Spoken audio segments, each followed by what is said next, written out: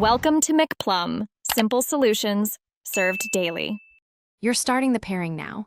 Power Echo Auto and keep the car running so Bluetooth stays active. On your phone, enable Bluetooth and location because the Alexa app needs both to discover devices. Install or update Alexa if needed.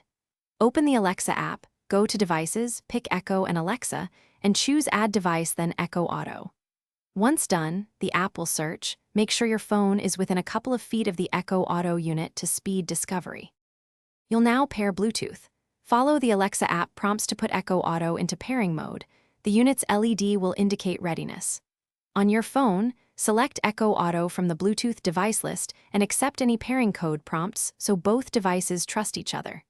Allow the Alexa app permissions for contacts and media when requested, because voice calling and media playback require those. Once connected, the app confirms the link, and Alexa will announce she's ready. Make sure media audio route is set to Echo Auto if you plan to play music.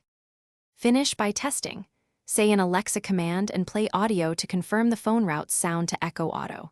If audio isn't heard, open phone Bluetooth settings and set Echo Auto as the media output, then retest. Enable Alexa calling by granting microphone and call permissions so hands-free calls work.